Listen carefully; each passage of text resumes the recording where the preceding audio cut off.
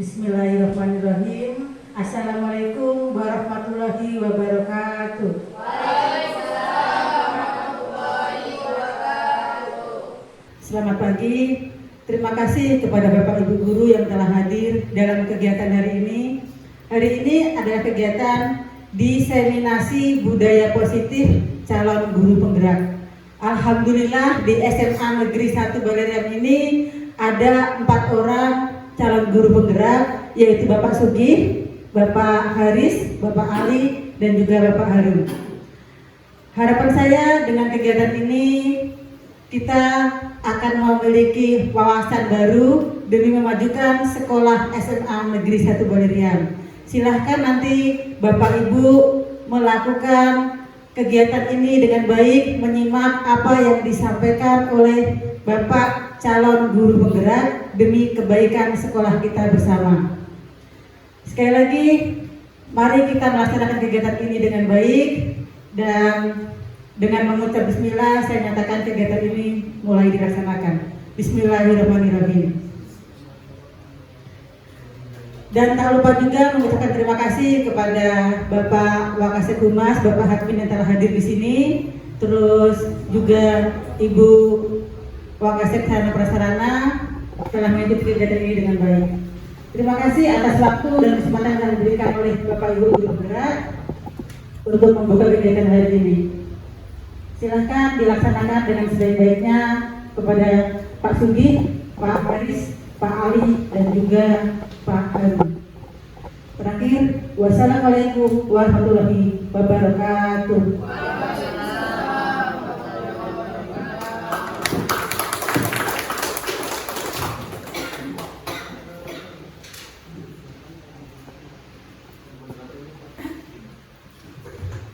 Assalamualaikum warahmatullahi wabarakatuh. Bapak Ibu Dewan Guru yang terhormat, terima kasih sudah berkenan hadir di ruang Allah pada hari ini untuk mengikuti diseminasi budaya positif calon guru penggerak SMA 1 Balerian. Alhamdulillah kami sudah menyelesaikan pembelajaran modul 1 yang mana berisi 4 subbab bagian dari modul tersebut. Ini adalah modul terakhir kami untuk modul 1. Di sini kami menerapkan budaya positif di sekolah agar menjadi pembiasaan di sekolah supaya sekolah kita menjadi jauh lebih baik daripada sebelumnya.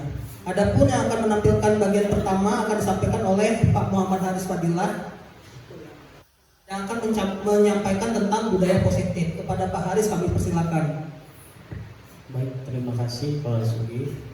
Izin teman-teman untuk menampilkan PowerPoint hasil diseminasi budaya positif yang telah kami lakukan di sekolah.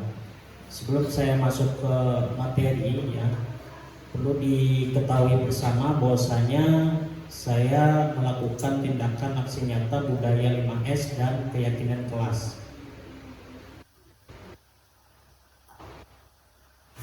Materi yang akan kami bawakan itu ada 6. Saya sendiri nanti akan menjelaskan disiplin positif dan nilai kebajikan universal, kemudian teori motivasi Pak Sugi, keyakinan kelas dan kebutuhan dasar manusia Pak Harun, dan posisi kontrol dan segitiga restitusi oleh Pak Ali.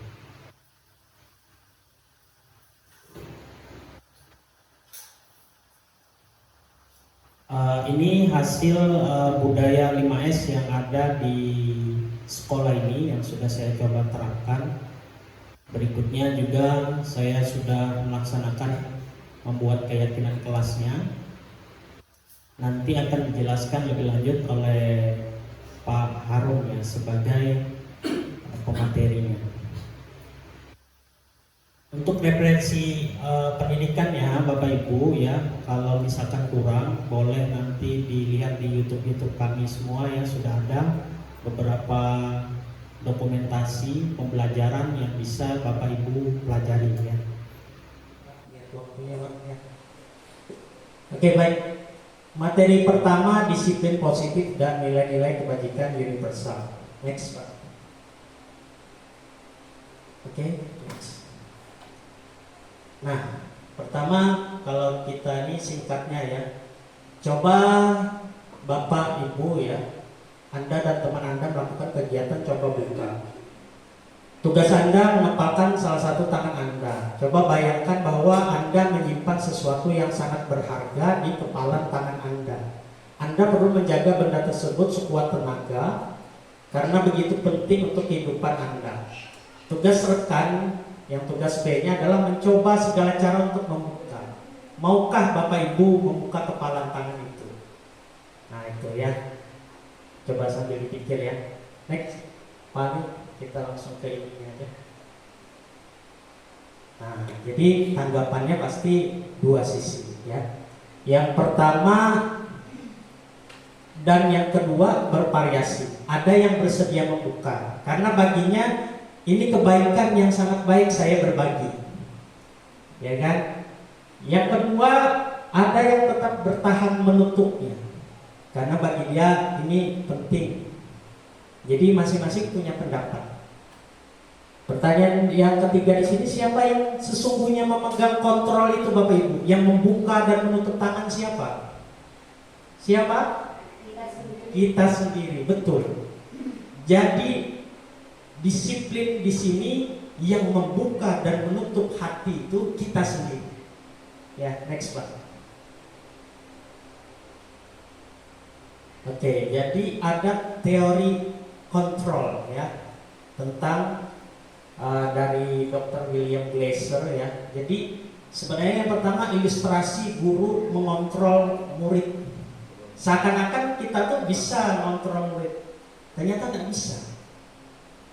Dia bisa dikontrol karena dirinya membukakan supaya bisa dikontrol oleh guru. Karena apa? Misalkan karena ada hukuman, karena ada penghargaan, maka dirinya mau. Nah seperti itu ya, seakan-akan. Padahal kalau dia hari ini mungkin ingat, besok lupa lagi. Karena itu berasal dari dirinya. Ilusi bahwa semua penguatan positif efektif dan bermanfaat. Ini sama ya. Jadi intinya dari semua ini, kita sebagai guru ini ternyata cuma ilusi. Kalau siswa atau peserta didik itu sendiri dari dirinya tidak ada kemauan untuk berubah, itu cuma ilusi. Nah itu ya. Next Pak. Baik, bagaimana seseorang bisa berubah dari paradigma stimulus respon ya, artinya diberikan suatu stimulus dapat respon, diberikan penghargaan dapat respon, diberikan hukuman ada respon, kepada pendekatan teori kontrol ya. Jadi kita mencoba bagaimana caranya seseorang itu dari dalam dirinya sendiri ada kemauan. Sebenarnya ini yang materi kami dapat ya. Jadi kita berproses menuju tahap itu ya. Bila kita ingin membuat kemajuan perlahan sedikit-sedikit ubah sikap atau perilaku Anda. Namun bila kita ingin memperbaiki cara-cara utama kita, maka kita perlu mengubah kerangka acuan kita. Jadi bagaimana Anda berpikir tentang manusia, ubah paradigma kita. Yang tadi ya, next. Nah ini salah satunya ya. Kalau kita ngacu sekarang ke teori kontrol ya, dimana setiap orang kebutuhannya berbeda-beda. Sama peserta didik, ada yang butuh kasih sayang, ada yang butuh penghargaan, ada yang butuh apa dan lain sebagainya ya. Intinya semua orang punya model berpikir yang berbeda ya. Oke, next.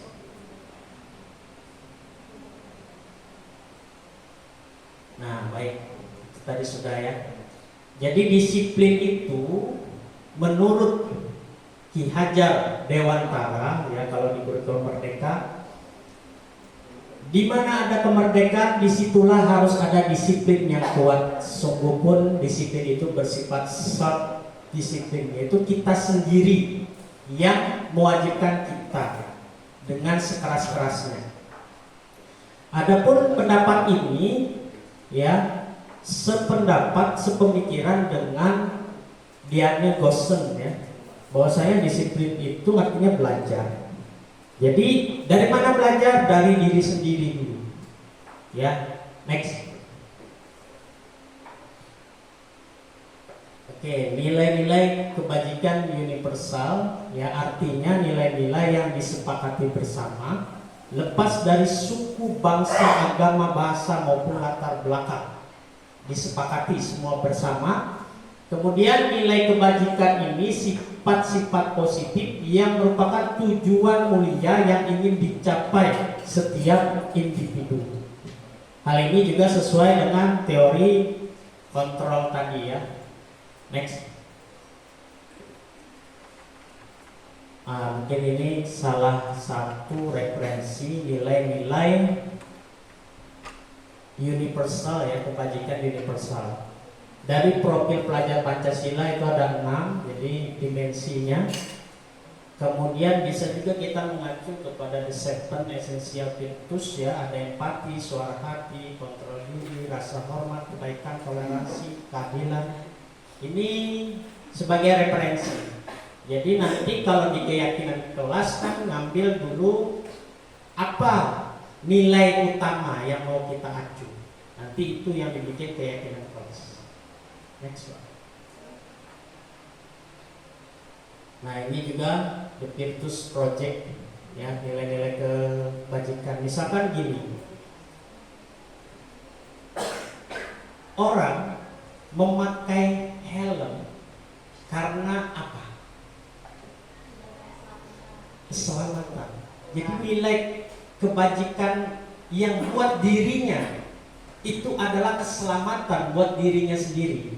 Jadi yang kita ambil untuk ke orang lain adalah yang mendasari dirinya bertindak. Jadi itu adalah motivasi intrinsik yang ada pada dirinya sendiri. Misalkan lagi membuang sampah pada tempatnya, apa nilai kebajikan yang ada di sana? Buang sampah, kebersihan, tadi bisa. Apalagi kesehatan. Jadi kalau membuang sampah itu buat kesehatan dirinya sendiri, gitu. Kalau itu sesuatu yang penting buat dirinya sendiri, maka dia akan mengerjakan. Nah, itulah intisari materi dari saya tentang disiplin positif dan nilai-nilai kebajikan universal yang dimulai dari diri sendiri. Dan semoga dengan adanya kolaborasi, berbagi praktek atau pengalaman belajar ini bisa memberikan, ya, membuka mindset atau pikiran agar bersama-sama kita menuju ekosistem sekolah yang lebih baik. Next. Oke, baik, itu saja dari saya. Sekian, terima kasih. Nanti sesi tanya jawab mungkin akan diselesaikan dulu pematerinya. Salah hilap saya dalam berkata-kata, saya mohon maaf. Wassalamualaikum warahmatullahi wabarakatuh. Aplausnya Bu. Luar biasa ya pemaparan dari teman kita Bapak Muhammad Haris Fadilah, sangat menginspirasi. Ini adalah pengetahuan baru bagi kami dan mungkin Bapak Ibu juga ya. Mudah-mudahan budaya positif ini dapat kita terapkan sehari-hari di sekolah kita untuk kemajuan kita bersama. Amin, Allahumma amin.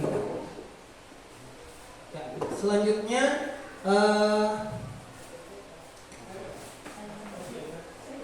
materi tentang teori motivasi, hukuman, penghargaan, dan restitusi akan saya sampaikan oleh saya sendiri.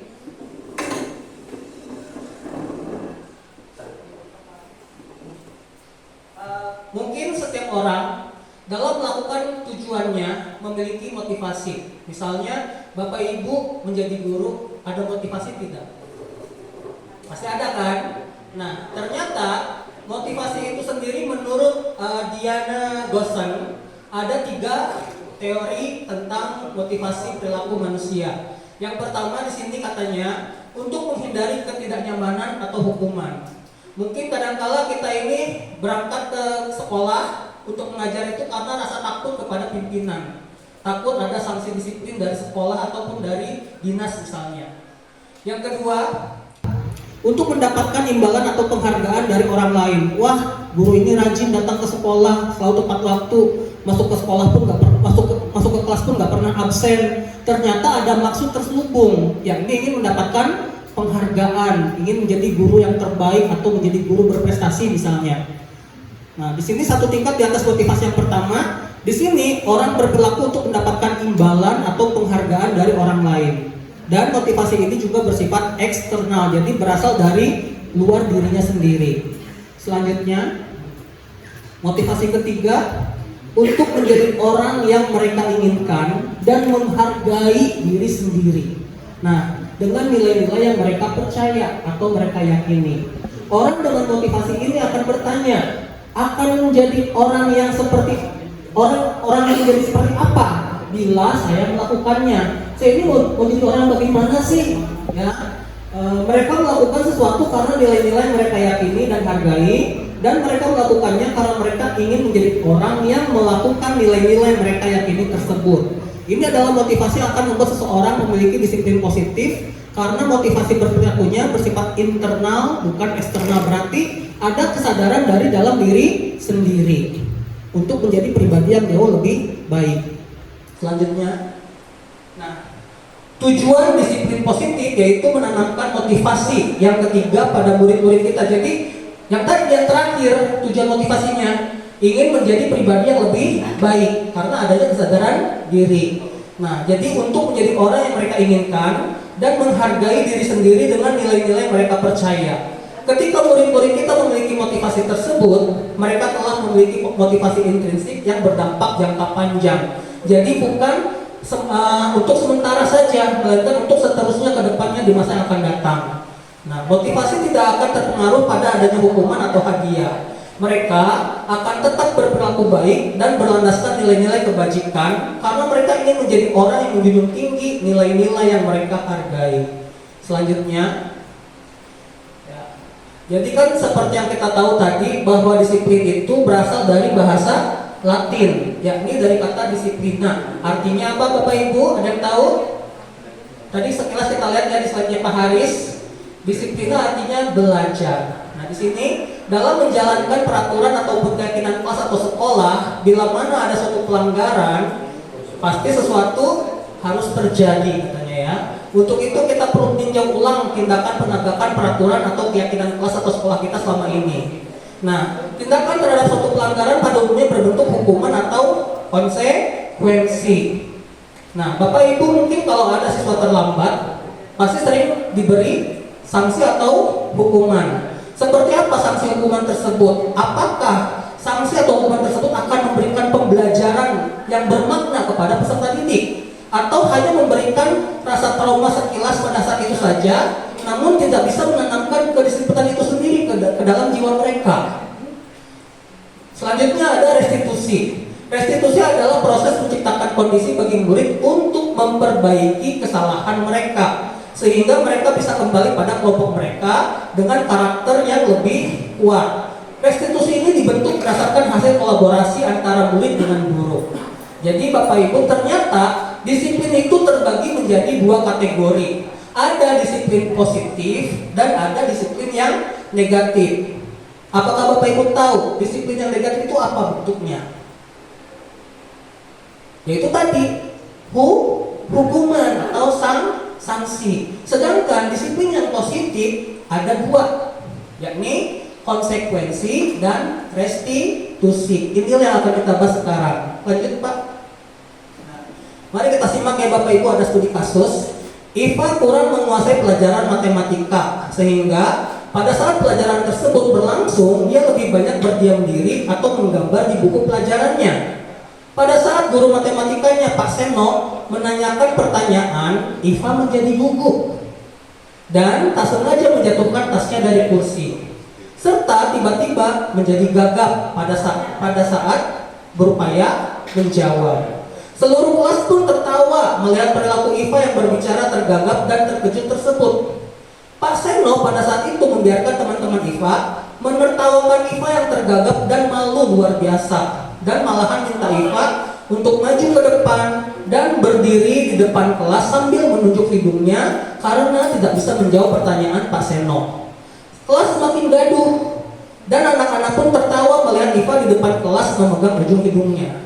Baik Bapak Ibu, berdasarkan studi kasus tersebut, coba apakah Bapak Ibu setuju dengan tindakan Pak Seno terhadap Iva? Mengapa? Saya minta mungkin Bu Lisa, setuju atau tidak? Baik, terima kasih. Saya kurang setuju sih Pak dengan apa yang dilakukan oleh Pak Seno, karena di sini Pak Seno pun membiarkan si Iva untuk menertawakan pada kemampuan si Iva itu sendiri. Baik, terima kasih Bu Lisa atas responnya. Ya, luar biasa. Beri aplaus dulu untuk Bu Lisa. Selanjutnya, pertanyaan kedua. Menurut Bu Rina, tindakan Pak Seno terhadap Iva adalah sebuah hukuman atau konsekuensi, dan mengapa? Terima kasih. Menurut saya sebagai hukuman. Mengapa, Bu? Karena dia tidak bisa menjawab pertanyaan dari Pak Seno. Ya, luar biasa Bu Rina jawabannya. Terima kasih. Jadi dari kasus ini kita bisa melihat bahwa Pak Seno tanpa sadar beliau sudah melakukan perundungan terhadap siswanya sendiri. Betul tidak Bapak Ibu? Karena beliau mempermalukan peserta didiknya. Apakah layak seorang guru seperti itu? Tentu tidak kan ya Bapak Ibu ya. Maka dari itu sikap seperti itu harus kita perbaiki. Selanjutnya Pak. Nah, ternyata seperti saya bilang tadi, hukuman itu adalah disiplin negatif. Sedangkan konsekuensi dan restitusi adalah disiplin yang positif. Nah, hukuman merupakan identitas gagal seorang peserta didik. Jadi kalau kita terus-menerus memberikan hukuman kepada siswa atas kesalahan yang diperbuatnya, tidak menjamin masa depannya itu akan sukses. Karena di situ terdapat unsur pemaksaan. Ya, sedangkan di sini sebaliknya dengan disiplin yang melalui konsekuensi dan restitusi, insya Allah di situ akan membuat siswa menjadi pribadi yang sukses. Kita lihat perbandingannya ya. Hukuman itu adalah sesuatu yang menyakitkan harus terjadi. Sedangkan konsekuensi sesuatu harus terjadi. Mengapa? Karena itu sudah kesepakatan bersama. Ya, sedangkan hukuman itu kan hanya diberikan satu arah saja. Dari siapa? Dari guru atau pihak sekolah. Apakah siswa menyetujui hukuman tersebut? Pasti tidak dong. Nah, kemudian di sini restitusi. Restitusi merupakan pilihan. Pilihan yang dibuat oleh siswa itu sendiri. Mau bagaimana dia ke depannya. Selanjutnya, hukuman tidak nyaman untuk murid atau anak untuk jangka waktu panjang. Apabila suatu anak dihukum secara fisik atau psikis, itu akan menimbulkan trauma yang mendalam, bahkan jangka panjang sampai di masa yang akan datang, dia bisa mengingat trauma itu. Nah, kemudian untuk konsekuensi tidak nyaman untuk murid atau anak untuk jangka waktu pendek, karena hanya saat itu saja. Restitusi menguatkan untuk murid atau anak dalam jangka waktu panjang. Hukuman, korban mendapatkan keadilan, namun pada konsekuensi korban bisa diabaikan, dan pada restitusi korban mendapatkan ganti. Pada hukuman, murid atau anak akan tersakiti baik psikis ya maupun fisiknya. Kemudian pada konsekuensi murid atau anak dibuat tidak nyaman, dan pada restitusi murid atau anak mendapatkan penguatan. Selanjutnya Pak. Nah, selanjutnya hukuman perilaku pasif agresif meningkat. Pada konsekuensi penguatan hanya bertahan dalam jangka waktu pendek, dan pada restitusi masalah terpecahkan. Nah, kita langsung saja ya contohnya. Kalau hukuman kan peraturannya adalah seperti ini, maka kamu harus begini. Jadi ada penegasan dari pihak sekolah. Tidak ada usulan yang dibuat oleh siswa. Sedangkan pada konsekuensi, apa peraturannya? Mampukah kamu melakukannya? Terima kasih. Pada restitusi, apa yang kamu yakini saat ini untuk dirimu di masa yang akan datang? Apa yang bisa kamu lakukan untuk memperbaiki masalah ini? Bagaimana prosesnya? Bagaimana tahap-tahapnya supaya kamu menjadi pribadi yang lebih baik? Lanjut Pak.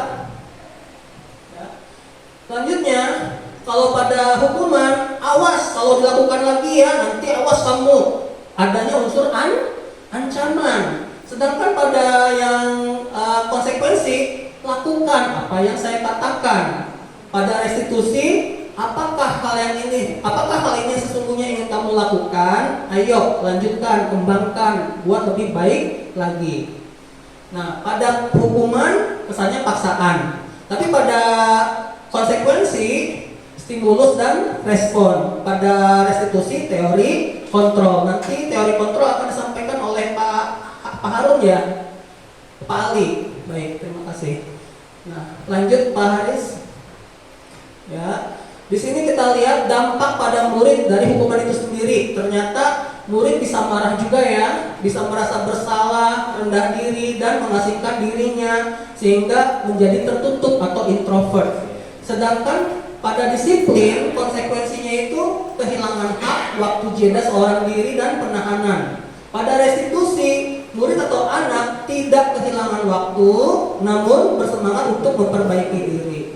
Nah, hukuman menyakitkan, baik bagi guru yang menjalani konsekuensi dengan menyalahkan, mengkritik, menyindir, merendahkan. Sedangkan pada konsekuensi, membantu guru menyatakan peraturan, melakukan peringatan, dan menerapkan konsekuensi. Pada restitusi, menguatkan guru, menyebutkan keyakinan kelas, membimbing kerangka acuan berpikir restitusi murid atau anak. Jadi restitusi ini Bapak Ibu sangat berhubungan erat dengan adanya keyakinan kelas. Yang mana keyakinan kelas ini sangat berbeda dengan yang namanya peraturan sekolah ataupun peraturan kelas. Ya, kalau peraturan kan biasanya dibuat oleh sekolah, kalau keyakinan kelas dibuat oleh bersama, baik guru dengan siswa. Selanjutnya, ya, mari kita lihat ya Bapak Ibu. Di sini ada tindakan guru. Kita kategorikan apakah ini termasuk hukuman atau konsekuensi. Mencatat 100 kali di dalam buku kalimat saya tidak akan terlambat lagi karena terlambat sekolah. Hukuman atau konsekuensi? Hukuman. Baik. Lari mengelilingi lapangan basket 2 kali karena terlambat hadir di sekolah. Hukuman atau konsekuensi? Hukuman. Coba saya minta dari siapa ya? Bu Riri mungkin alasannya kenapa itu tergolong. Menurut itu hukuman atau konsekuensi, Bu? Lari keliling lapangan basket 2 keliling. Baiklah, terima kasih. Untuk kasus yang kedua atau tindakan guru yang kedua, lari mengelilingi lapangan basket 2 kali karena terlambat hadir di sekolah. Menurut saya itu adalah konsekuensi. Karena apa? Karena dia terlambat sehingga diminta untuk lari mengelilingi lapangan basket, sehingga kemudian untuk keesokan harinya si anak ini tidak mengulanginya lagi. Kelas dulu untuk Bu Riri. Terima kasih Bu Riri. Maaf Pak Suginya, Ya. dari Ustaz gitu Pak. Baik ya. Kita lanjut aja Bapak Ibu ya. Lanjut Pak Haris. Lanjut aja langsung. Ya. Berdasarkan bagan tadi, maka kita bisa menyimpulkan bahwa hukuman itu bersifat tidak terencana atau tiba-tiba. Kayak seperti otomatis itu saja. Ya, tidak direncanakan, tidak dibuat-buat langsung tindakan secara langsung di tempat. Sedangkan anak atau murid tidak tahu apa yang akan terjadi dan tidak dilibatkan dalam pembuatan hukuman itu. Jadi tidak ada persetujuan dari siswa. Sedangkan hukuman itu bersifat satu arah ya, dari pihak guru yang memberikan, dan murid hanya menerima suatu hukuman tanpa melalui suatu kesepakatan. Nah, kemudian disiplin dalam bentuk konsekuensi sudah terencana atau sudah disepakati bersama ya. Lanjut Pak Haris. Nah, di sini penghargaan menghukum. Penghargaan menghukum, mereka mendapatkan penghargaan, misalnya dalam sistem ranking. Mereka mendapatkan ranking kedua akan merasa paling dihukum. Memberikan penghargaan dan hukuman adalah hal yang sama. Keduanya mencoba mengendalikan perilaku seseorang karena orang pada dasarnya tidak suka dikendalikan. Dalam jangka waktu lama, penghargaan akan terasa sebagai hukuman. Jika suatu penghargaan diharapkan, namun Anda tidak mendapatkannya, Anda akan merasa dihukum. Ini kasus seperti yang saya alami sendiri. Misalnya dulu waktu SD saya sering ranking 3 besar. Tapi begitu masuk SMP, masuk sekolah favorit, ternyata peringkat saya tidak sebaik waktu SD misalnya. Saya cuma masuk 10 besar saja. Jadi saya merasa dihukum. Kenapa dulu SD saya masuk 3 besar terus, tapi di SMP saya tidak masuk 3 besar sama sekali? Saya seperti sedang dihukum, ya. Ya. Untuk selanjutnya mungkin nanti akan dilanjutkan oleh Pak Ali. Sekian, terima kasih. Mohon maaf apabila terdapat kekurangan. Wabillahi taufiq wal hidayah. Wassalamualaikum warahmatullahi wabarakatuh.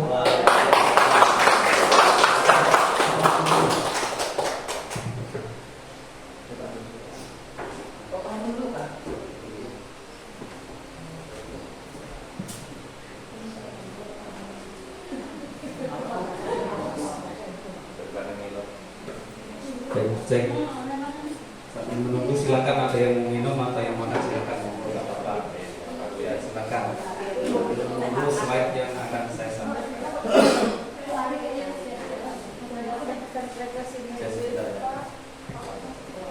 Oke.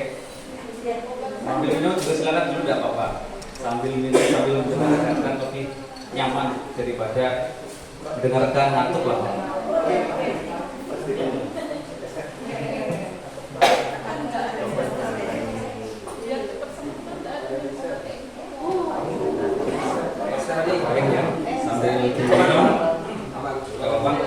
Baik, assalamualaikum warahmatullahi wabarakatuh. Salam selamat pagi, salam sejahtera kita semuanya. Swastiastu, namo buddhaya, salam kebajikan, rahayu. Adalah kata baca mereka surga basengat ke Jumatan. Baik, yang kami hormati wakil kepala sekolah, bidang kurikulum, wakil kepala sekolah bidang kesiswaan, wakil kepala sekolah prasarana, aset. Yang dihormati teman-teman semuanya, rekan-rekan guru sejawat di Semangat Baleriam dan teman-teman rekan-rekan CGP yang pada kesempatan kali ini mempraktikkan, mempresentasikan apa yang sudah menjadi tugas kita bersama, dan ini sebuah jadi bagian dari proses dalam pendidikan guru penggerak angkatan 9, dan kemudian juga nanti di tahap angkatan berikutnya mungkin tidak seperti ini, belum tentu seperti itu ya. Jadi ini adalah bagian dari proses dari pendidikan guru penggerak itu sendiri. Baik, saya mulai aksi nyata budaya positif calon guru penggerak angkatan 9. Next, silakan, udah kenal semuanya. Selanjutnya, oke, latar belakang budaya positif. Oke, baik. Pada pagi hari ini nanti saya akan fokus pada keyakinan kelas dan kebutuhan dasar manusia. Ya, karena nanti sudah dijelaskan juga dari Pak Sugi sudah menjelaskan mengenai hukuman, restitusi, dan konsekuensi, dan Pak Aris juga tentang disiplin positif itu sendiri. Oke, latar belakang budaya positif memiliki sifat urgensi dalam pembentukan karakter murid.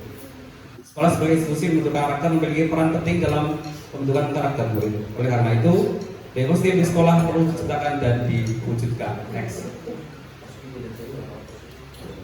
Tujuan aksi nyata yang saya sampaikan di sini adalah menciptakan murid yang merdeka dan disiplin yang kuat. Menumbuhkan budaya positif di sekolah dengan meyakini prinsip-prinsip nilai kebajikan universal. Tadi sudah dijelaskan bahwa nilai-nilai kebajikan universal disampaikan dari Pak Aris, ada tanggung jawab, kemudian gotong royong dan sebagainya. Selanjutnya, tolak ukur terbentuknya keyakinan kelas melalui kegiatan yang memuat kesepakatan kelas yang dijalankan kepala sekolah.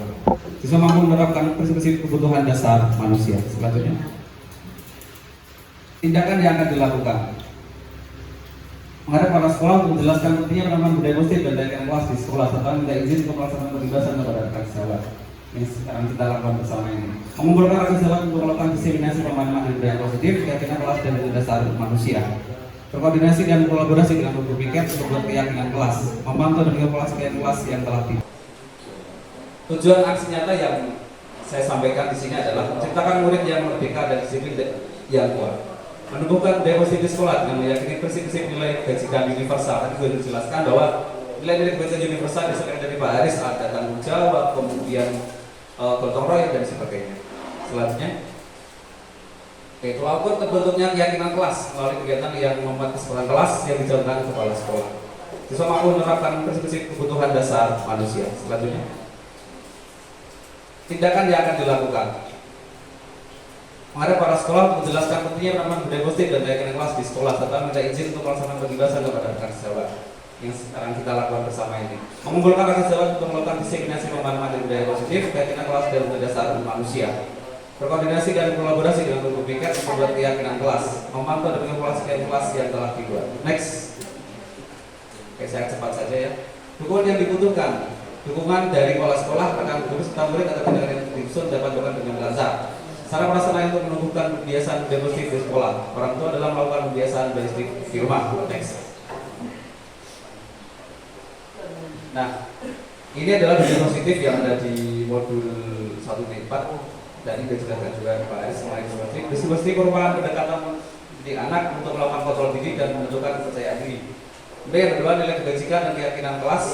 Ini yang kita bahas sekarang. Mengacu pada nilai positif yang seperti kesan bersifat universal. Kemudian posisi kontrol, hukuman, masa bersalah, teman, pemantau, dan manajer. Kebutuhan dasar, bertahan hidup, kasih sayang, rasa terima, pengakuan, kekuasaan, dan kebebasan. Dan sebagai institusi, stabilitas identitas, pada sinyal yang salah, dan menaikkan keyakinan. Next. Nah, oke. Baik, kita langsung ke intinya. Kebutuhan dasar manusia, survival. Ya, survival atau bertahan hidup. Ya. Kebutuhan bertahan hidup, survival adalah kebutuhan yang bersifat fisiologis dan untuk bertahan hidup misalkan kesehatan, rumah, makanan, dan sebagainya. Kebutuhan biologis sebagai bagian dari proses reproduksi termasuk kebutuhan untuk tetap bertahan hidup. Jadi ini bisa disimpulkan bahwa ada dua kebutuhan dasar manusia ya, untuk bertahan hidup. Satu kebutuhan fisiologis dan biologis. Apabila satu di antara yang tidak terpenuhi, maka kebutuhan nantinya juga akan terganggu seperti itu. Selanjutnya,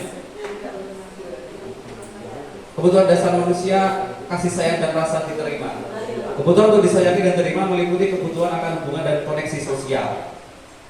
Kebutuhan untuk memberi dan menerima kasih sayang dan kebutuhan untuk merasa menjadi bagian dari suatu kelompok.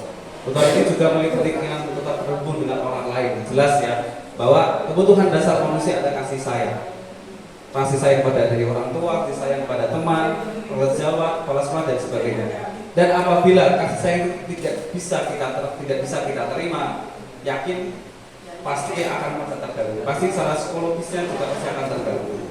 Seperti itu. Pasti nanti juga akan adalah problem-problem yang akan terjadi di kemudian hari. Next.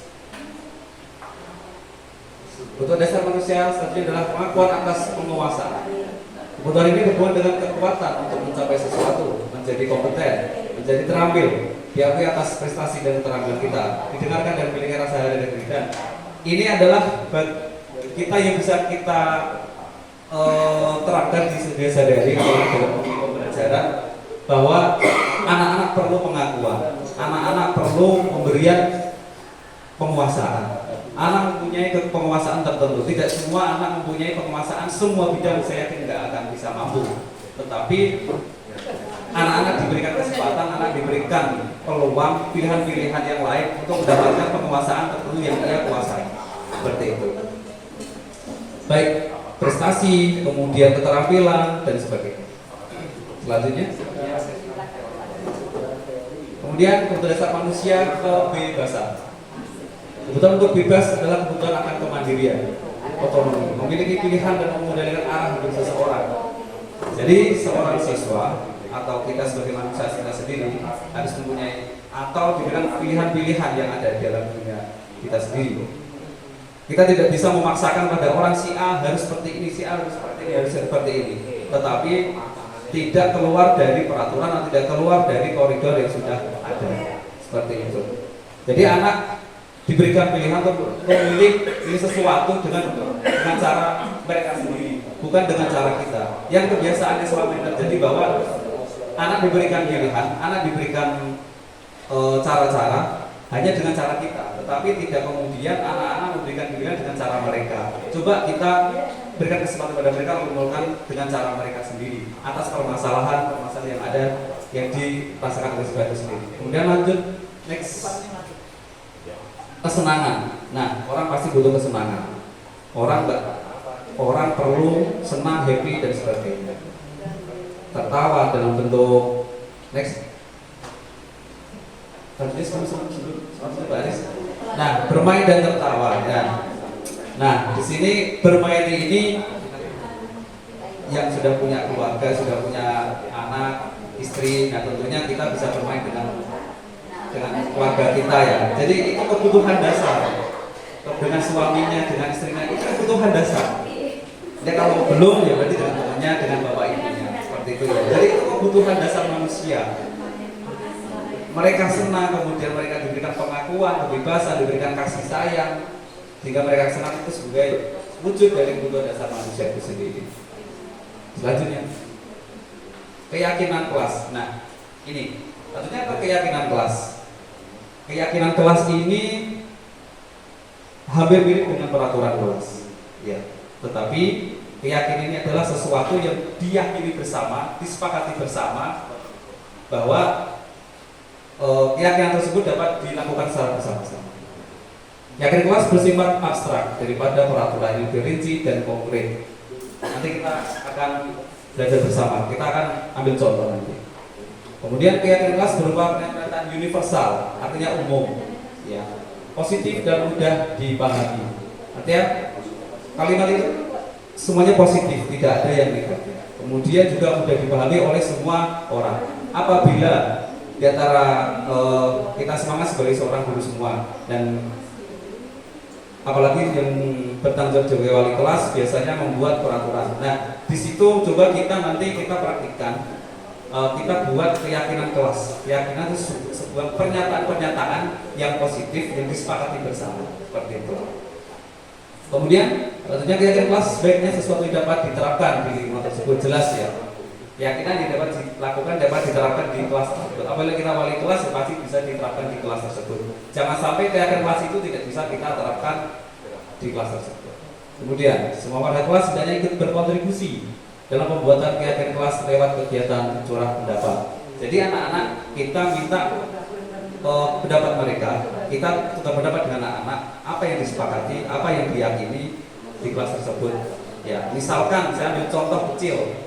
Misalkan peraturannya jangan berlari di kelas, seperti itu. Nah, kalimat positifnya adalah berjalanlah di dalam kelas, seperti itu. Ya. Nah itu, ini adalah sebagai keyakinan kelas yang sudah saya buat di kelas 12I1, peraturan dilarang bolos. Nah, kami meyakini siswa yang disiplin akan menjadi orang yang sukses. Peraturan kedua, jangan memakai sepatu orang lain. Kami meyakini memakai sepatu sendiri jauh lebih nyaman. Dilarang pacaran di kelas. Kami meyakini teman baik jauh lebih baik daripada pacaran. Itu salah satu contoh dari keyakinan kelas yang sudah kami sepakati bersama di kelas kita. Dan keyakinan kelas ini bersifat berkala, artinya bisa kita tambahkan atau bisa kita kurangi. Jadi secara berkala kita bisa menambahkan. Jadi mengapa saya mengambil dari 3 ini? Karena dari 3 itu adalah kesepakatan bersama. Karena semua orang, semua siswa yang di kelas saya buat satu persatu. Silakan nanti buat satu persatu. Kemudian ternyata munculnya ada beberapa hal yang sama. Itulah yang menjadi suatu keyakinan yang dibuat bersama. Termasuk yang ketiga itu juga dilarang pacaran di kelas. Karena juga banyak anak-anak yang mengatakan bahwa jangan pacaran karena memang ada orang yang pacaran di kelas. Makanya saya buat meyakini bahwa pacaran teman baik itu jauh lebih daripada pacaran, seperti itu. Oke, waktunya masih ada Pak Ali? Dikit ya, 4 menit. Oke, saya minta tolong kepada teman-teman sekalian ya, untuk membuat satu keyakinan kelas sederhananya saja ya. Boleh bebas, kata-katanya juga boleh dikaitkan dengan kelas yang di sebagai warga kelasnya atau di kelas lain, boleh, silakan. Satu keyakinan kelas saja, satu saja, nggak usah banyak-banyak. Yaitu tadi sebelumnya Pak Haris, sebelum laki. Nah ini dalam pembuatan keyakinan kelas harus lebih rinci dan lebih konkret ya, agar bisa lebih dipahami. Universal artinya bisa dipahami oleh semua orang.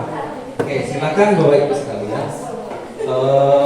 Satu keyakinan kelas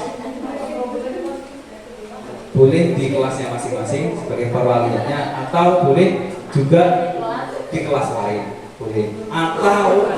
Atau keyakinan sekolah. Nah, kan ada keyakinan, bisa ada keyakinan sekolah. Berarti kalau keyakinan sekolah berarti sifatnya umum sekali. Boleh, yang bisa nanti bisa disepakati oleh seluruh peserta didik. Seperti itu. Sudah selesai, Bapak Ibu? Satu saja. Satu aja tidak apa-apa. Satu saja, simpel aja tidak apa-apa. Oke, kalau sudah dimulakan kembali ya. Oke. Ya, ini kebetulan dengan Bu Winarsi ini. Maka tadi saya mengambil keyakinan kelas yang ketiga tadi. Memang perwaliannya saya dengan Bu Winarsi, nah ada sangkut pautnya. Perwaliannya di sini ya. Oke.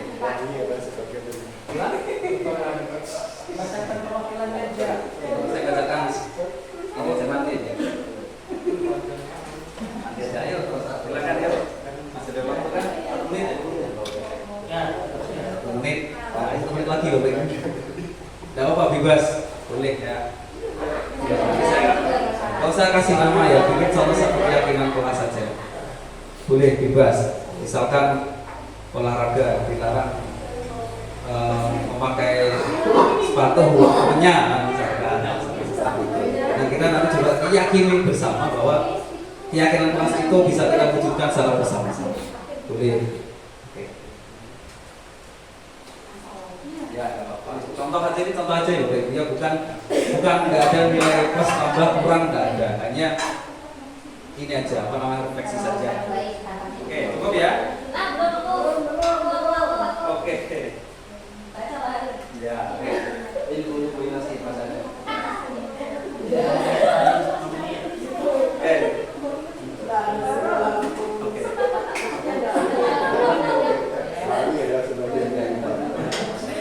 Ya semua ya, oke ya. Oke, saya bakal bacakan 1-2 aja sebagai contoh dari keyakinan kelas yang kita bersama. Kami meyakini hadir tepat waktu di kelas dapat membuat pembelajaran efektif. Ya. Oke. Terus kemudian saya bacakan tulisannya yang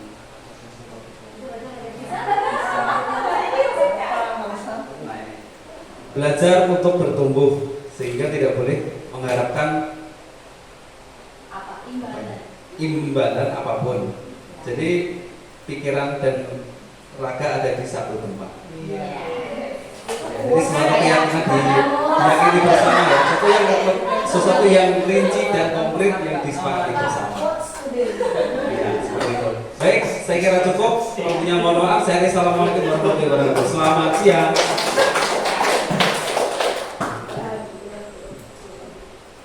Ya, kembali lagi beri aplaus untuk Pak Harun, pemaparan yang luar biasa sekali.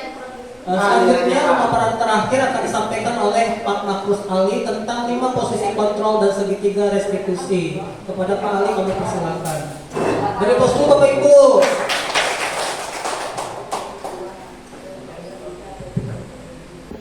Baik, Assalamualaikum warahmatullahi wabarakatuh. Salam sejahtera untuk kita semua. Rahayu, tapi selamat di munalatai. Salam saujud karena malempang. Adil Katalino, Bacuramin Kasaruga, Basengat Kajubata. Yang saya hormati Bapak dan Ibu Wakil Kepala Sekolah dan juga Bapak Kepala Sekolah SMA Negeri 1 Balerian. Yang saya hormati rekan-rekan guru semua.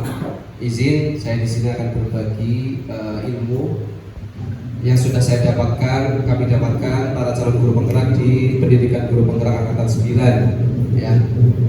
Dan pada modul 1.4 ini kami mempelajari tentang penerapan budaya positif. Jadi setelah kami pelajari itu dan khususnya saya sendiri yang pelajari modul itu, kami merasa sangat tertampar seperti itu. Berbeda, berbanding terbalik dengan kenyataan yang biasa sehari-hari saya lakukan. Nah, kaitannya dalam hal ini yang pertama adalah 5 posisi kontrol. Baik, lanjut Pak Harun atau Pak Haris tolong di. Baik, tadi sudah disebutkan bahwa guru itu sebenarnya ada ilusi ya. Guru sebenarnya tidak bisa mengontrol siswa, tidak bisa menyuruh ke sana ke sini, tidak bisa memberikan instruksi sesuai dengan keinginan kita. Pada hakikatnya seperti itu. Nah, pada 5 posisi kontrol ini yang disampaikan oleh Dr. William Glaser dan juga dikutip dari Diane Gosen pada bukunya tahun 98, itu ada 5 posisi kontrol yang bisa diduduki oleh guru, ya seperti itu. Yang pertama penghukum, yang kedua pembuat merasa bersalah, yang ketiga teman, pemantau, dan manajer. Oke, untuk awalan ini, untuk yang pertama ini saya akan bertanya kepada Bapak Ibu, kira-kira menurut Bapak Ibu itu kalau Bapak Ibu itu lebih cenderung ke posisi yang mana? 5 posisi ini. Boleh satu angkat tangan? Silakan berpendapat. Iya, maksudnya sebelum nanti akan saya paparkan yang kami dapatkan gitu ya. Sebelumnya, apakah sebagai penghukum, apakah pembuat merasa bersalah, teman, pemantau, atau manajer? Mungkin nanti kita refleksi bersama-sama. Ya, next saja Pak. Baik, yang pertama ini adalah guru sebagai penghukum. Ya. Yang setelah saya baca di sini adalah yang tadi disampaikan bahwa menggunakan hukuman fisik maupun verbal. Biasanya guru-guru yang seperti ini ada menggunakan nada suara tinggi, ya bahasa tubuhnya, matanya melotot dan sebagainya, dan mengatakan patuhi aturannya atau awas, gitu. Kemudian kamu ini loh salah terus gimana nih, terlambat terus gimana nih kamu, atau misalkan selalu saja pasti kamu yang terlambat terus. Nah, itu yang biasa saya ucapkan Bapak Ibu ya. Jadi luar biasa sekali ilmu yang didapatkan. Hasil dari ini apakah berdampak efektif bagi siswa? Ternyata dalam penelitian itu disebutkan next bahwa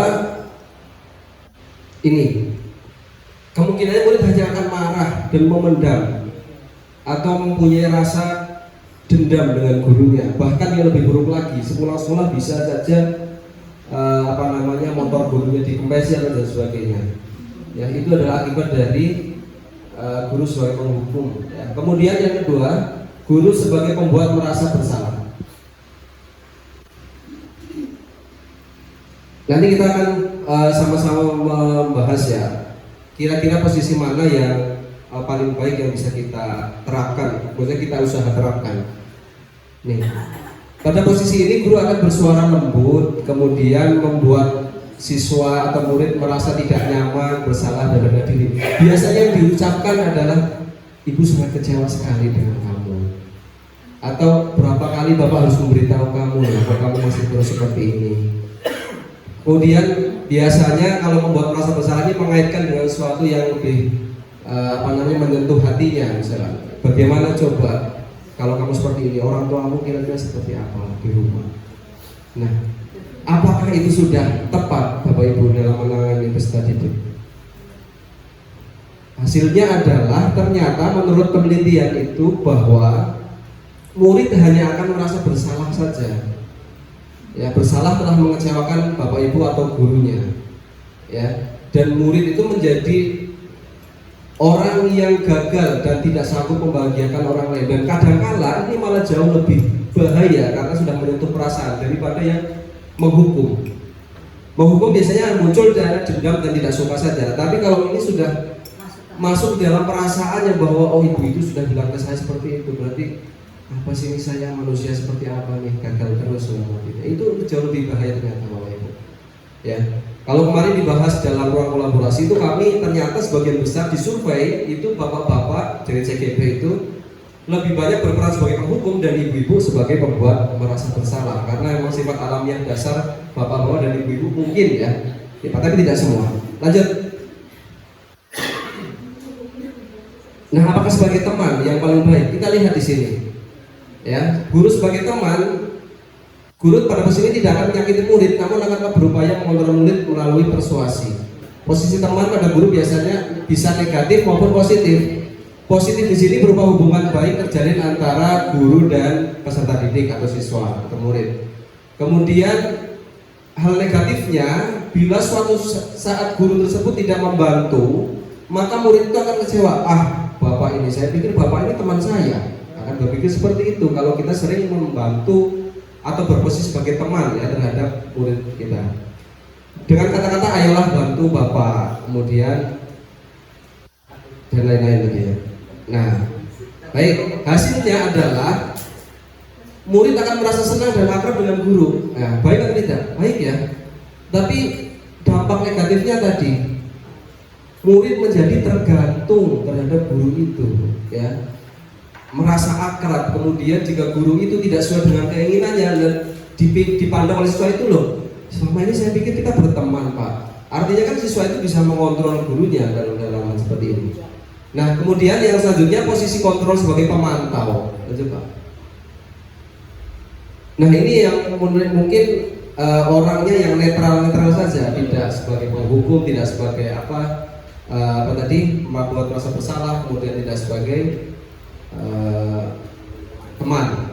Ya, ini hanya posisi pemantau ini berdasarkan peraturan-peraturan dan konsekuensi. Ya, seorang pemantau sangat mengandalkan penghitungan, catatan, data yang dapat digunakan sebagai bukti atas perilaku. Jadi pemantau biasanya seperti ini. Oh iya. Itu kan biasanya ya.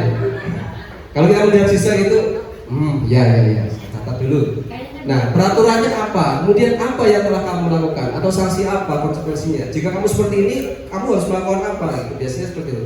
Tapi dengan nada yang datar, ya, tidak ada emosi, tidak ada bahasa tubuh yang mendekat atau merasa bersalah seperti tadi. Nah, kemudian hasilnya guru tidak menunjukkan suatu emosi berlebihan, menjadi marah dan membuat merasa bersalah. Ini sudah sebenarnya sudah cukup baik, ya. Kalau dalam pemaparan kami itu kemarin dalam ruang kolaborasi itu juga diskusi dengan fasilitator. Tetapi ada satu posisi kontrol yang paling bisa diterapkan dan mulai mempunyai nilai kebajikan yang baik adalah yang terakhir ini, sebagai manajer. Ya. Ini saya pas dari materi atau dari modul guru penggerak, ya. Itu jadi teksnya terlalu banyak. Jadi sebagai manajer adalah posisi di mana guru berbuat suatu bersama dengan murid, mempersilahkan murid mempertanggungjawabkan perilakunya, mendukung murid agar dapat menemukan solusi atas permasalahannya sendiri. Ya, seorang manajer telah memiliki keterampilan teman juga bisa, pemantau juga bisa jadi berubah-ubah atau bisa jadi keduanya juga diaplikasikan. Jadi dalam posisi manajer ini adalah ketika siswa melakukan kesalahan, tentunya yang pertama dicari tahu adalah latar belakang, ya, bagaimana mengaitkan dengan keyakinan kelas yang sudah dibuat tadi dalam keyakinan kelas di materi Pak Harun. Misalkan apa yang kita yakini, kemudian apakah kamu meyakininya, jika kamu meyakininya apakah kamu bersedia memperbaikinya. Jadi permasalahan yang ada di siswa harusnya kita cari tahu dulu duduk perkara permasalahannya, kemudian mengaitkan dengan keyakinan kelas yang sudah dibuat, kemudian membantu dirinya, bukan kita memberikan solusi atas masalahnya dia, tapi kita memandu supaya dia sendiri yang menemukan solusi atas masalah yang dia alami, yang dia hadapi. Misalkan contohnya siswa terlambat itu, kita jangan selalu menghukum dulu, ya, tapi kita kalau saya mulai menerapkan, ya, semenjak mendapatkan materi ini, mempelajari, mencari informasi terlebih dahulu terkait dengan kenapa bisa terlambat seperti itu, kemudian mengaitkan kepada keyakinan kelas bahwa terlambat itu adalah perbuatan yang melanggar keyakinan kelas, disiplin, nilai kebajikannya, kemudian diarahkan kenapa bisa terlambat, kira-kira seperti apa, solusinya seperti apa menurut kamu dulu. Nah, kemudian kita cari jalan keluarnya. Baik, ya, lanjut, Pak.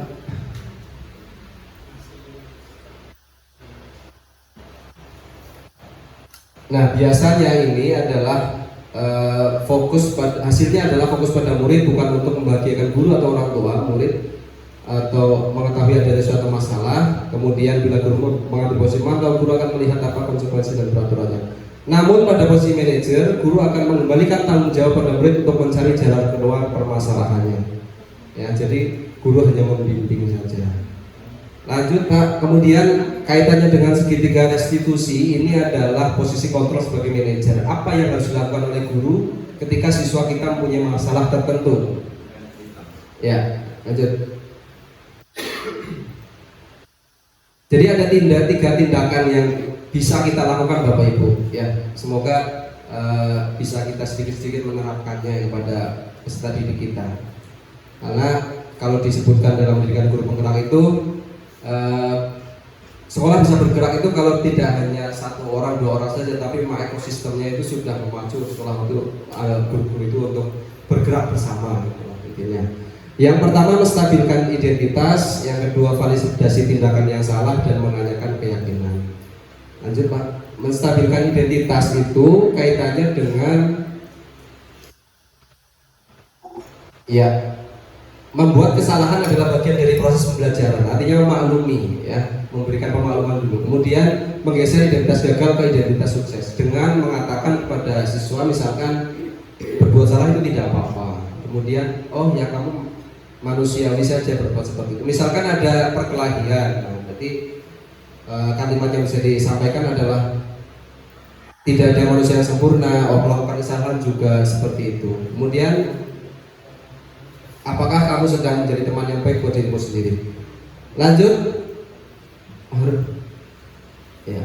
Validasi tindakan yang salah berdasarkan prinsip setiap perilaku berupaya memenuhi kebutuhan tertentu. Guru bergeser dari pemikiran stimulus respon menjadi proaktif, kemudian mengenali dan mengakui kebutuhan murid. Dengan biasanya mengatakan seperti, ya saya menghargai kamu tidak melakukan hal yang lebih buruk daripada itu misalkan. Kemudian kamu patut bangga pada dirimu sendiri karena kamu telah melindungi sesuatu yang penting buat kamu. Jadi tindakan yang dia lakukan ya setelah kita mengetahui sebabnya itu kita berikan respon lagi bahwa oh ya seperti itu wajar saja jika mungkin kamu marah. Oh kalau kamu terlambat karena membantu orang tua mungkin wajar saja seperti itu bisa terlambat. Saya mungkin kalau membantu orang tua juga keteteran seperti itu dan sebagainya. Dan yang terakhir adalah menanyakan keyakinan. Nah ini bagian penting dalam memandu siswa. Jadi siswa sendiri yang harus menemukan jalan keluarnya dari permasalahan itu. Jadi kita pandu. Kalau kamu seperti ini kemudian bertabrakan dengan keyakinan apa atau melanggar keyakinan apa? Oh melanggar keyakinan untuk datang tepat waktu misalkan. Kalau misalkan berkelahi, oh melanggar keyakinan tentang saling menghargai. Jadi misalkan menanyakannya, apakah nilai umum yang kita telah sepakati, kemudian ada atau kamu menjadi orang seperti apa? Intinya adalah menanyakan keyakinan kembali kepada kepada peserta didik yang merasa bersalah. Mungkin itu Bapak Ibu yang bisa saya bagikan. Untuk aksi nyata, kasus-kasusnya bisa dilihat di channel YouTube saya yang tidak seberapa subscribernya. Silahkan penerapan segitiga restitusi ya terhadap kasus-kasus yang dialami oleh peserta didik. Mungkin itu nanti selebihnya kita akan diskusi ya, mungkin sedikit waktu untuk diskusi akan dipandu oleh Pak Sugih mungkin. Terima kasih atas kesempatannya. Mohon maaf apabila ada kata yang kurang berkenan. Assalamualaikum warahmatullahi wabarakatuh.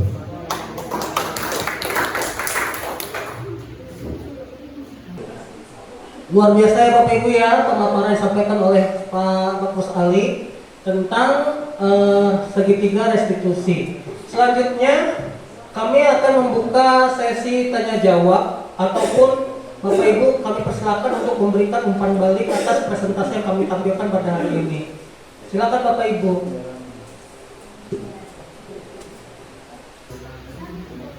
Silakan, kepada siapa pertanyaan akan disampaikan? Baik, assalamualaikum warahmatullahi wabarakatuh. Saya sangat tertarik sekali terhadap materi-materi yang telah disampaikan Bapak-Bapak semuanya. Lalu ada terbesit di hati saya yang ingin ditanyakan karena mungkin pernah juga mengalaminya ya Pak ya, terkait disiplin negatif tadi yang disampaikan oleh Pak Sugi. Saya ingin menanyakan saja tanggapan Bapak-Bapak semuanya yang sudah mendapatkan pembelajaran baru dari CGP seperti itu Pak. Pertanyaan saya itu bagaimana ya Pak, kira-kira misalnya ada guru nih di kelas siswa itu melakukan kesalahan, lalu dengan kesalahan kita merajuk lah istilahnya ya, dengan artian kayak ada rasa dendam dan enggan untuk masuk ke kelas dalam beberapa pertemuan berikutnya. Kalau seperti itu kira-kira bagaimana ya Bapak untuk tanggapannya? Mungkin hanya itu saja yang bisa saya tanyakan. Mohon solusinya juga, mana tahu ada solusi. jika ada tindakan-tindakan guru yang seperti itu. Terima kasih Bapak. Baik, terima kasih Bu Solima atas pertanyaan yang diberikan. Luar biasa sekali ya pertanyaannya Bu ya. Dan apa yang Ibu tanyakan tadi juga sebetulnya sering saya alami secara pribadi. Saya sering mengalami ketika saya masuk ke ruangan kelas, ternyata peserta didik belum siap untuk belajar dan saya sering marah kepada siswa. Nah, itu kasus sebelum saya mengikuti program pendidikan guru penggerak. Namun setelah adanya materi ini, saya menjadi sadar bahwa apa yang sudah saya lakukan kepada siswa itu sangat tidak benar. Dan sekarang saya berusaha mengubah diri saya menjadi pribadi yang lebih baik terhadap siswa tentunya.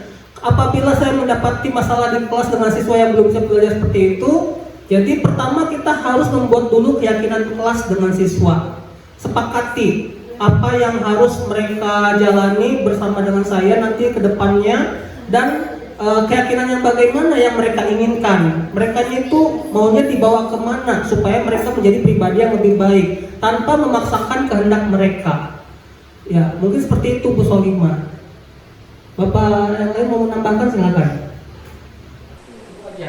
Baik, bagaimana Bu Solima kira-kira?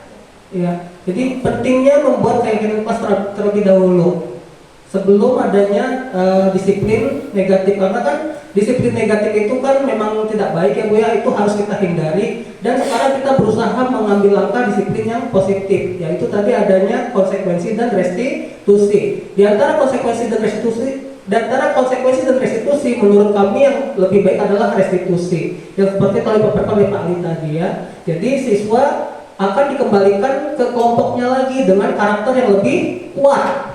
Jadi bukan untuk menjauhkan siswa dari kelompoknya. Kan sering kita kalau seumpama ada anak marah di rumah atau di sekolah, marah kepada gurunya, anak itu menjauh dari gurunya.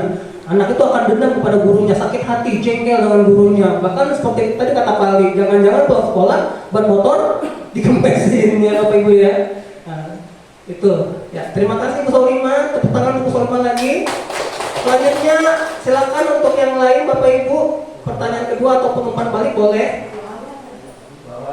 Bu Hawa ya. Siap? Siap.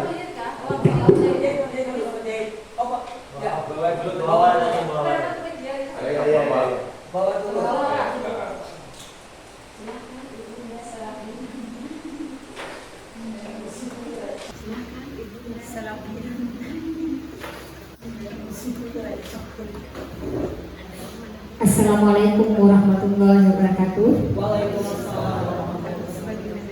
Terima kasih atas kesempatan yang diberikan kepada saya, dan juga saya ucapkan terima kasih atas materi-materi hebat yang diberikan oleh Bapak sekalian.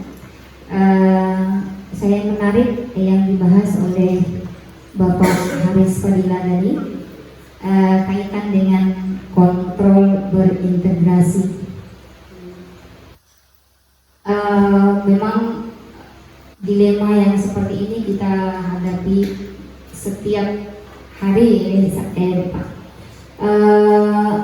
Saya sendiri bersikap mungkin saling berkaitan dengan materi yang satu dengan yang lain tadi, mengenai mengontrol siswa. Itu mungkin tergantung dari gurunya yang menangani. Ada guru itu yang langsung memberi hukuman, ada juga yang guru yang tidak bisa marah-marah juga ada. Nah itu bagaimana? Saya hanya ingin meminta sarannya gitu. Kontrol berintegrasi ini dari stimulus disiplin dan nilai kebajikan umum ini, kira-kira langkah apa secara umumnya gitu ya Pak? Langkah apa yang umumnya nih yang harus kita miliki sebagai seorang guru? Barangkali itu yang bisa saya sampaikan. Terima kasih. Saya akhiri billahi fisabilil haq fastabiqul khairat. Wassalamualaikum warahmatullahi wabarakatuh.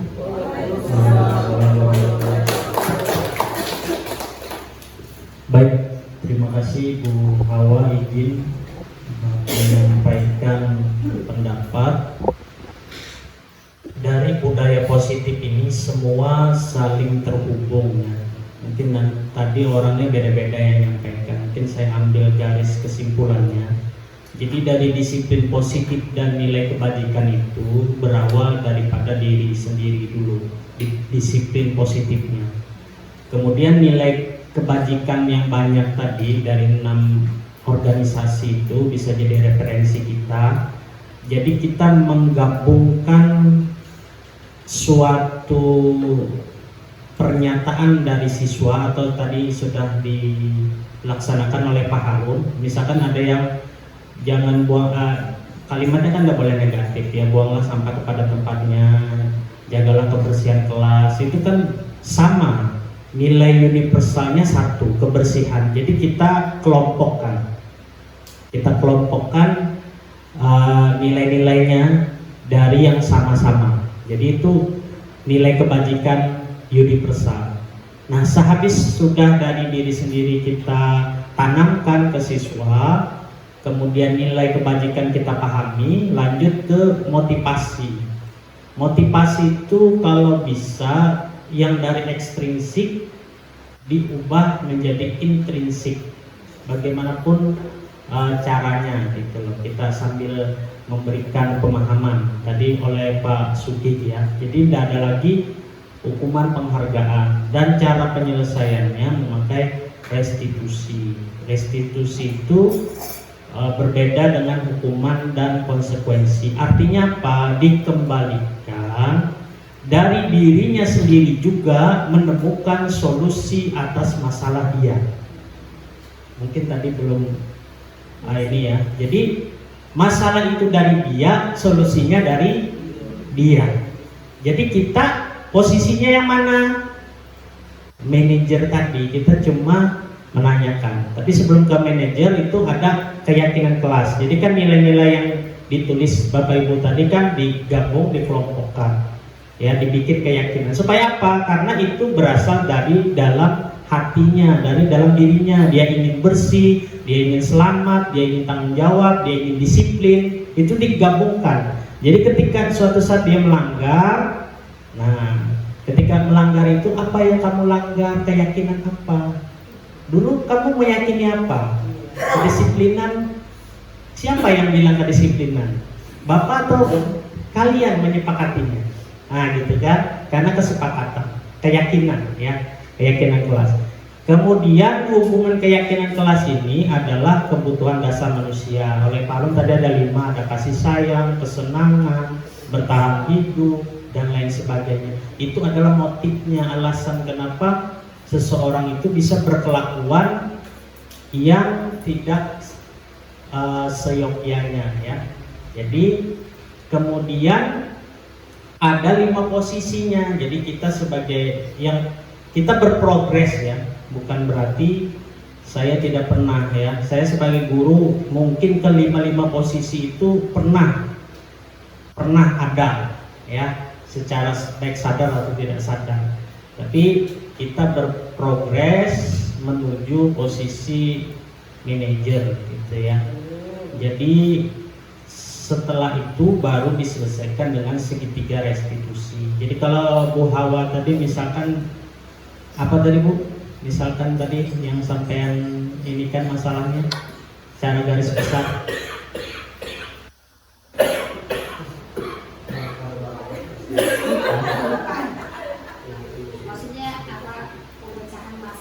Ya, secara umumnya saja. Makanya tadi saya jelaskan dari awal supaya paham.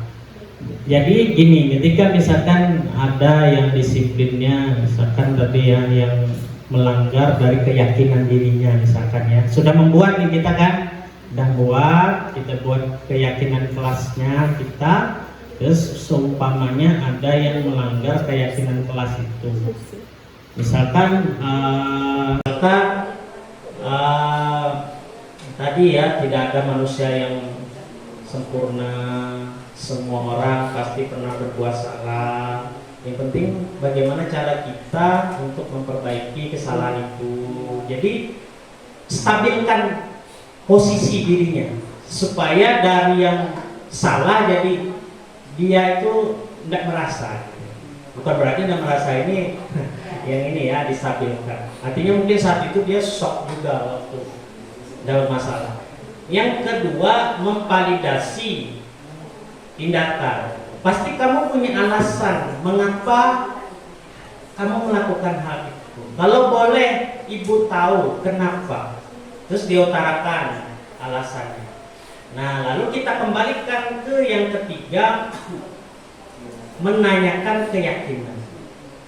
Nah, kita balikan lagi ya. Ibu tidak mencari yang benar atau salah.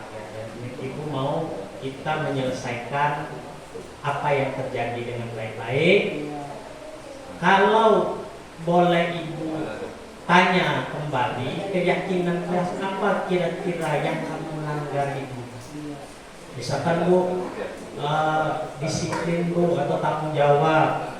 Nah, kalau seperti itu, bagaimana cara kamu untuk menyelesaikan apa yang kamu kerjakan itu? Misalkan tadi dia telat gara-gara main HP, lalu dia dari dirinya sendiri, saya bu akan mengurangi jam saya main HP, saya akan tidur lebih awal. Kemudian jika tadi saya tidak memperhatikan pelajaran ibu, saya akan membuat rangkuman atau catatan. Baik, berarti itu solusinya dari dirinya juga. Nah, laksanakan ya, dia laksanakan. Oke, itu ya Bu Siti Hawa. Jadi dari siswa, solusinya dari siswa itu. Terima kasih.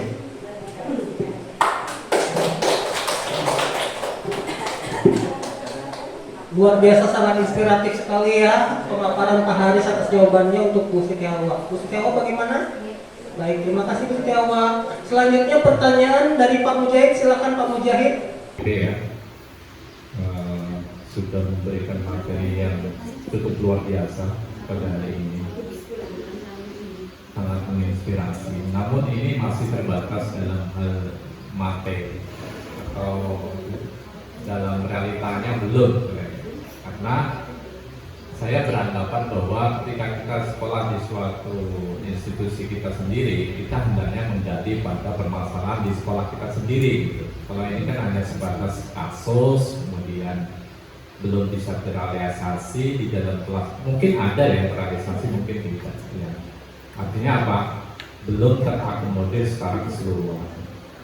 Itu yang pertama. Yang kedua adalah setiap guru harus melakukan keyakinan dalam kelasnya. Apakah demikian? Karena melakukan keyakinan kelas butuh waktu, sementara di kurikulum kita itu dituntut bahwa guru itu harus fokus pada proses pembelajarannya sesuai dengan kebutuhan murid, gitu ya. Apakah itu juga perlu waktu ya? Perlu waktu. Dari kasus tiap hari pasti berganti terus kasus ini ya. Seperti tadi ya, mungkin saya sering kasus itu ketika saya masuk siswanya belum siap, terus tidur-tiduran sambil megang HP. Tapi begitu disuruh bagaimana belajar menggunakan handphone, dia bilang tidak ada paket, padahal main game bareng bisa gitu loh, mabar bisa gitu loh, ada kan gitu. Jadi bagaimana kita membuat keyakinan seperti itu kalau kejujuran itu sudah tidak ditanamkan pada diri siswanya dan gurunya. Nah itu ya, jadi ini harus perlu realisasi ya, benar. Kemudian kenapa keyakinan itu tidak diakomodir oleh wali kelas? Nah, kalau wali kelas berarti keyakinan nanti tumbuh pada diri kelas tersebut gitu.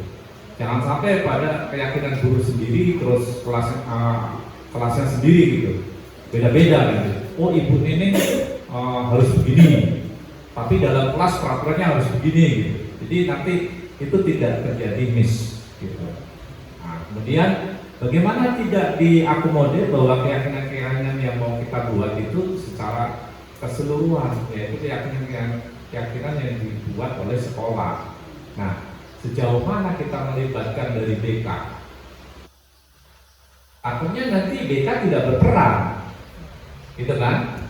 Kalau masing-masing guru membuat sendiri-sendiri, makin banyak guru yang membuat sendiri-sendiri, makin pusing siswanya. Coba pikir, ya. Ini secara teori bagus ini, bener mereka katakan gitu. Tapi bagaimana bapak-bapak di depan ini bisa merealisasikan untuk satuan pendidikan yang kita miliki? Tujuannya ke sana. Tapi kalau bapak jadi BGP hanya untuk keperluan secara nasional, secara ini, saya kira banyak orang nasional yang berpikir. Paling tidak kita mau mulai dari sekolah kita sendiri gitu, yang bisa diperbuat apa. Jadi bukan hanya menampilkan teori yang begitu bagus. Saya gitu.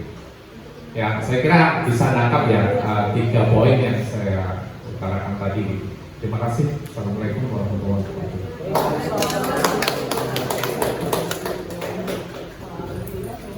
Baik, terima kasih. Sangat luar biasa disampaikan Pak Mujahid mengenai permasalahan atau kasus di mana materi kita memang belum secara keseluruhan diterapkan atau diimplementasikan di sekolah, dan kaitannya dengan keyakinan kelas yang disampaikan tadi memang kita juga baru melihat atau baru belajar juga mengapa ternyata sekarang ini ada keyakinan kelas. Yang kita tahu selama ini adalah aturan-aturan saja, di mana aturan-aturan itu selalu ada hukuman, konsekuensi, dan juga nanti juga ada restitusi juga yang disampaikan Pak Sugi tadi. Namun demikian, mulai bertahap kita perlu adanya kolaborasi, ya, kolaborasi dari seluruh pihak semuanya, dari rekan sejawat, kemudian juga dari wali kelas, kemudian juga dari yang pertama memang dari kepala sekolah. Bagaimana tanggapan beliau, bagaimana tanggapan seorang pimpinan atas keyakinan kelas yang mungkin bisa kita sepakati bersama. Ada keyakinan kelas dan keyakinan sekolah. Nah, dari keyakinan kelas itu tadi saya juga menyampaikan sedikit bahwa poin penting di keyakinan kelas itu adalah wali kelas. Ya, bagaimana wali kelas membuat keyakinannya sedemikian rupa, serinci mungkin, dan menjadi kesepakatan bersama. Dan kemudian dari kolaborasi dari wali kelas, kepala sekolah, rekan sejawat semuanya bisa menjadi sebuah keyakinan sekolah. Jadi simpulkan bahwa keyakinan kelas itu bisa disepakati bersama, seperti itu. Di lain sisi juga ada peraturan dan hukuman, seperti itu. Itu tanggapan dari kami. Coba mungkin ada teman-teman yang ingin menambahkan. Silakan. Baik, terima kasih Pak Harun atas waktunya dan juga Pak Mujahid atas tadi pertanyaannya. Untuk sesi berbagi kali ini memang kami fokuskan pada materi yang didapatkan dalam program guru penggerak, kemudian kita mencoba untuk mengimplementasikan. Nah, poin yang saya dapatkan dari Pak Mujahid itu adalah bagaimana implementasinya dalam sekolah, ya. Saya kembalikan lagi ke tentunya yang awal sebagai nilai dari disiplin positif itu adalah kembali lagi ke diri masing-masing lebih dahulu. Ya Bapak Ibu, bagaimana kita dalam posisikan diri kita sebagai pendidik seperti itu. Itu makna dari disiplin positif. Kemudian kaitannya dengan keyakinan kelas tadi mungkin berbeda-beda dengan setiap guru. Ya mungkin kita perlu membedakan Pak antara peraturan kelas dengan keyakinan kelas, Pak. Kalau tadi disebutkan oleh Pak Haris bahwa keyakinan kelas itu bersifat abstrak, bukan berbentuk peraturan-peraturan yang harus dipatuhi ketika guru ini harus seperti ini, guru itu harus seperti itu. Tapi adalah nilai-nilai yang nilai kebajikan universal yang banyak tadi tabelnya dari 5 organisasi yang ditampilkan itu, kira-kira semoga itu bisa ditanamkan terus-terus setiap guru yang masuk ke kelas itu dan menjadi kesepakatan bersama, menjadi keyakinan bersama. Kalau dalam bentuk peraturan mungkin berbeda. Maka saya pernah membuat kesepakatan kelas itu masih dalam bentuk peraturan saja. Jadi misalkan saya datang sekian, siswa harus masuk, kalau tidak masuk apa konsekuensinya, itu kan berbentuk peraturan, itu bukan keyakinan. Keyakinan itu kalau sudah menjadi masuk ke dalam hati mereka, kemudian menjadi harus meyakini itu bahwa bukan karena peraturan itu. Nah, tadi dari langkah-langkah membuat keyakinan kelas juga disebutkan Pak Harun bahwa setiap anak harus mengusulkan keyakinan yang dia yakini di kelas. Kemudian dikategorikan, Pak. Ya, jadi dikelompokkan. Oh, nilai ini berarti nilai disiplin. Ini nilai kejujuran, ini nilai tanggung jawab. Kalau Bapak Ibu guru menanamkan setiap hari yang masuk, Bapak Ibu guru yang masuk kelas yang masuk ke kelas menanamkan setiap hari pada peserta didik. Harapannya memang nilai yang kita sepakati tadi benar-benar tercapai oleh peserta didik, Pak. Memang teorinya sangat bagus ya, tetapi implementasinya mungkin sangat sulit seperti itu. Butuh kolaborasi, butuh saling pengertian satu sama lain, dan semoga memang kita benar-benar dalam suatu keluarga yang di sekolah ini menciptakan pembelajaran yang benar-benar bermakna seperti itu. Dengan langkah-langkah yang kita selalu kembangkan, sedikit kecil tapi ada progres lebih baik daripada tidak melakukan apa-apa. Itu menurut saya, Pak. Terima kasih atas kesempatannya.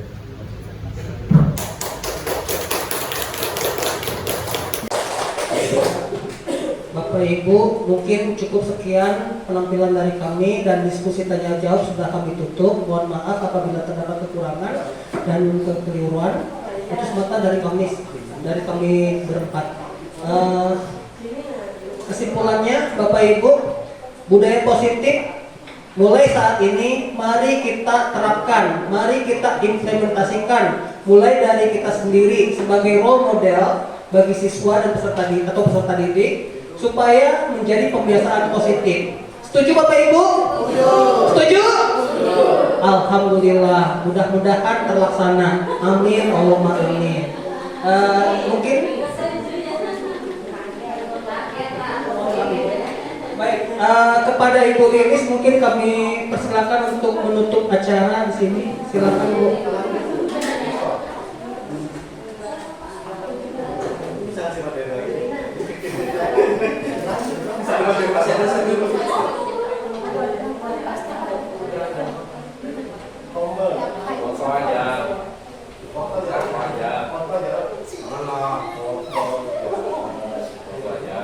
Baiklah, demikian tadi kegiatan yang telah dilaksanakan dalam rangka diseminasi budaya positif